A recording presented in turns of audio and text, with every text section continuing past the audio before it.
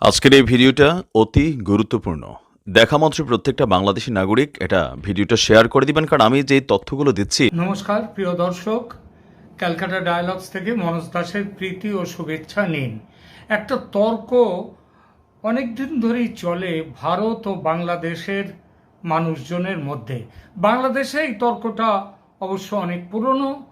তারা বলে যে আমাদের কাছে মানে বাংলাদেশের কাছে মাল না বেচলে ভারতের মাল পচবে, মানে ভারতের ক্ষতি হবে। আবার গত 7-8 মাস ধরে 8-9 মাস ধরে বলা যায় যে বাংলাদেশের পক্ষ থেকে তীব্র ভারত বিরোধিতায় বিক্ষুব্ধ ভারতের মানুষজনের অনেকেই বলে সব রপ্তানি বন্ধ করে দাও, আমরা মাল না পাঠালে ওরা না খেয়ে মরবে, ওদের মরতে দাও। এতদিন এই বিষয়টা অনেকটা অলস তর্কের মধ্যে, সেই অলস তর্কের মতো ছিল। ভারত যেমন কখনোই বাংলাদেশের সঙ্গে বাণিজ্যের রাস্তা বন্ধ করেনি, তেমনি বাংলাদেশও অজস্র প্রবল ভারত বিরোধিতা সত্ত্বেও তারা বাংলাদেশের সাথে বাণিজ্যের দরজা বন্ধ করেনি। মানে ভারত বাংলাদেশ দুই তরফই কেউ বন্ধ করেনি পুরোপুরি।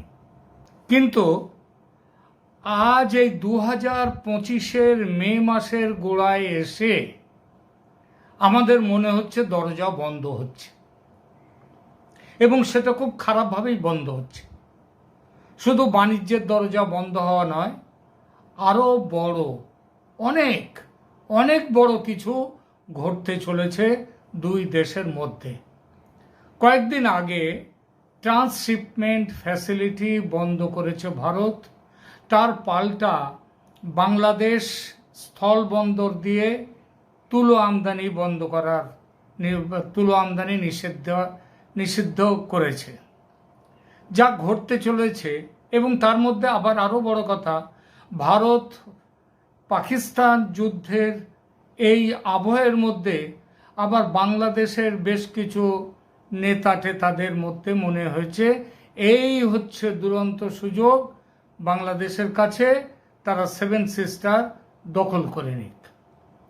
তো এই সব মিলিয়ে আমরা ওই আলোচনাটা যাচ্ছি না, শুধু বলবো এই সব কিছু মিলিয়ে এমন একটা পরিস্থিতি তৈরি হয়েছে, তাতে বাণিজ্য সম্পর্ক বন্ধ হওয়াটা খুব সাধারণ ব্যাপার।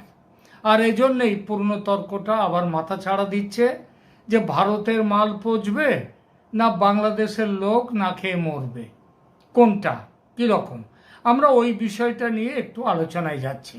নিশ্চিতভাবেই দুই তরফের কথায় কিছুটা করে সত্যতা আছে, মানে আংশিক সত্যতা। কারো দাবি বেশি সত্যি, একটু বেশি সত্যি, আবার কারো দাবি অনেকটা কম সত্যি।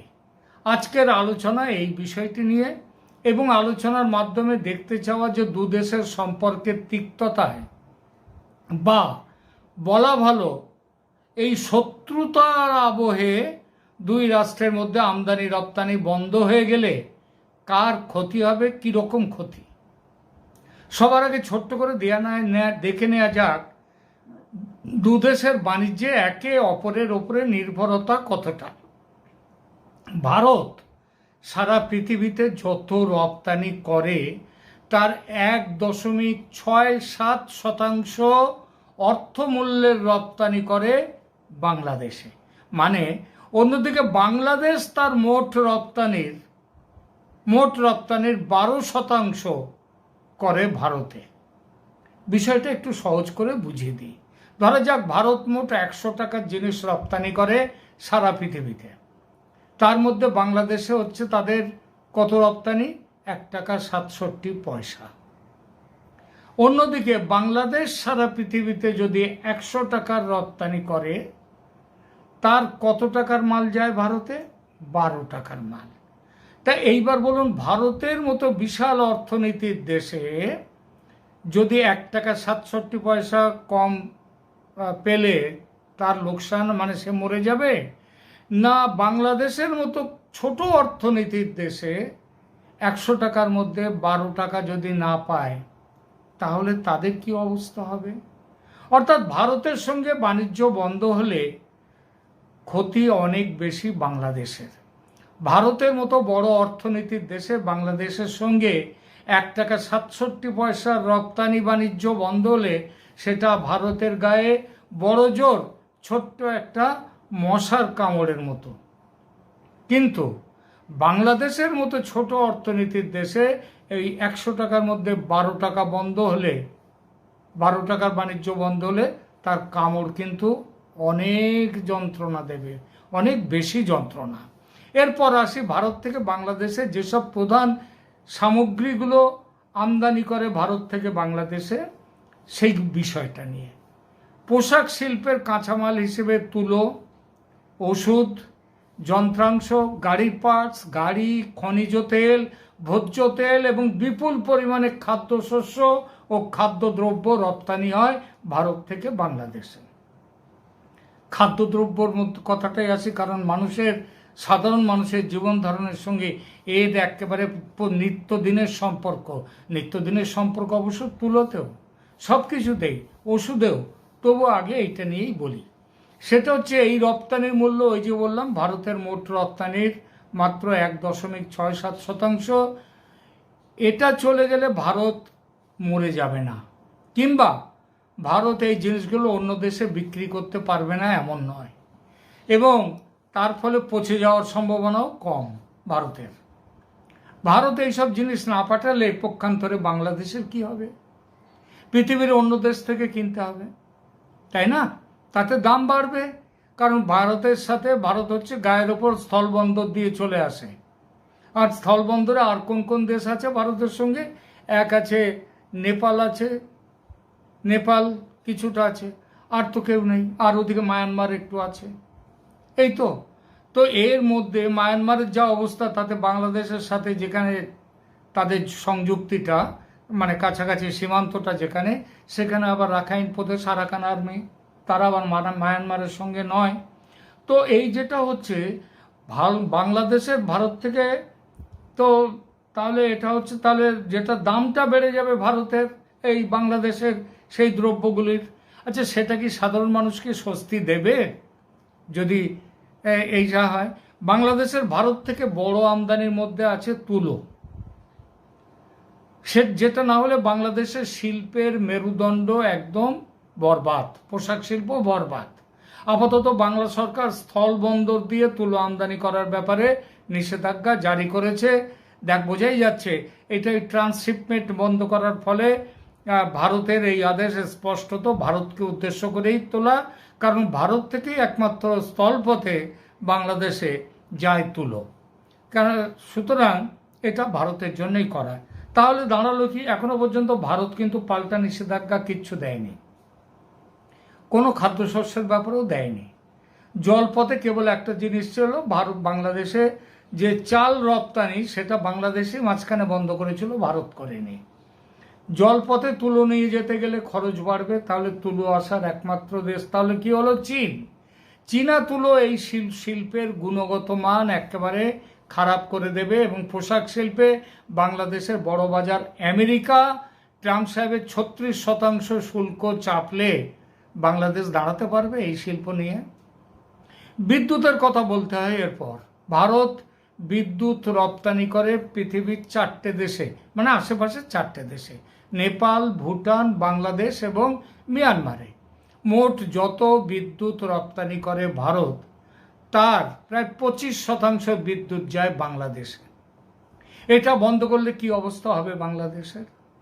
প্রতিদিন যে হাই স্পিড ডিজেল ভারত পাঠায়, সেটা ওদের বিদ্যুৎ কেন্দ্রগুলো চালাতে গেলেও সেগুলোর কাজে লাগে। ত্রিপুরা থেকে যায় হাই স্পিড ডিজেল প্রতিদিন। তো এটাও যদি ভারত না পাঠায়, তাহলে বাংলাদেশ কোথায় দাঁড়াবে বিদ্যুৎ ব্যবস্থা? আসি বাংলাদেশে অন্য যেসব দ্রব্য পাঠায় ভারত, তাদের বিষয়ে। ভারত আর কি পাঠায়? পাট ও পাটজাত দ্রব্য, চামড়ার জিনিস, সিরামিক ও পটারিজ, সেলাই না করা স্যুট ইত্যাদি। এর কোনোটাই অত্যাবশ্যক পণ্য নয়।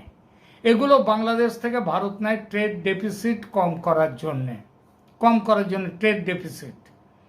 তো বাংলাদেশের সুবিধা যাতে হয় তার জন্যে একাধিক বাংলাদেশি বন্ধুর সঙ্গে আলোচনায় এই প্রসঙ্গটি উঠলে তারা এক বাক্যে জানিয়েছেন, সকালে ঘুম থেকে উঠে দাঁত মাজার টুথপেস্ট থেকে শুরু করে রাতে বিছানায় শুতে যাওয়া পর্যন্ত যত জিনিস দরকার হয় বাংলাদেশের মানুষ ব্যবহার করে তার বেশিরভাগটাই ভারতে তৈরি।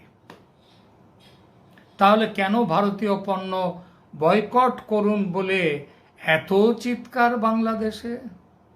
জুলাই বিপ্লবের সময় ভারতীয় পণ্য বয়কট করুন বলে যে বিপ্লব দেখেছি সেটা বাস্তবে আদৌ সম্ভব নয়।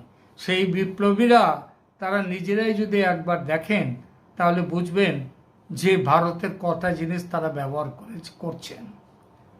এটা আদৌ সম্ভব নয় এইভাবে ভারতকে বয়কট করা বাংলাদেশের পক্ষে। বাংলাদেশকে বয়কট করলে, বাংলাদেশের বাণিজ্য বয়কট করলে ভারতের কিচ্ছু যায় আসে না। স্পষ্ট করে বলে দিচ্ছি, কিচ্ছু যায় আসে না। লোকে আপনারা হিসাব করেও দেখবেন ভারতের গায়ে ওই মশার কামড়ের মতো বড় জোর একটু, কিন্তু ভারত বন্ধ করলে একবারে গোখরো সাপের কামড়ের মতো হবে। রাজনীতি তো অত দেখে শুনে আমি জিজ্ঞেস করলাম বন্ধুদের যে বাংলাদেশের, যে তাহলে কেন এত বাংলাদেশের ভারতের পণ্য বর্জন করুন বলে এত চিৎকার, এত স্লোগান? তখন বললো যে রাজনীতি তো অত সোজা রাস্তায় চলে না, আর দেখে শুনে হিসেব করে চলে না, তাই ওই সব বলা শুধু নিজেদের রাজনীতিটাকে দেখার জন্যে। যেদিন সত্যি ভারত থেকে সব কিছু রপ্তানি বন্ধ হবে সেদিন বাংলাদেশ বুঝবে আত্মহত্যা বস্তুটা আসলে কি, এবং আত্মহত্যা করলে, আত্মহত্যার পরে মানুষ নিজেকে মেরে ফেললে তখন তার তা বোঝার কোনো অবকাশ থাকে না, বুঝতে তো সে পারে না। কিন্তু এটা তখন জানবে দেশের মানুষ যারা বেঁচে থাকবে, তারা জানবে কত বড় সর্বনাশ হয়েছে ভারতের সাথে সম্পর্ক খারাপ করে, ভারতের সাথে বাণিজ্য বন্ধ করে। আপাতত এখানেই রাখছি। এখনো যারা শুভবুদ্ধি সম্পন্ন বাংলাদেশের মানুষ তারা এর বিরুদ্ধে গর্জে উঠুন। আর ওই যে পাকিস্তানের সঙ্গে মিশে 7 রাজ্য দখলের, ভারতের 7 রাজ্য দখলের যে পরিকল্পনা, যেসব কি বলবো, তাদের মাথা মোটা বলবো না পাগল বলবো সেটা আপনারাই ঠিক করে নিন কি বলবেন। হ্যাঁ, আপাতত এখানেই রাখছি। ভালো থাকবেন, ধন্যবাদ।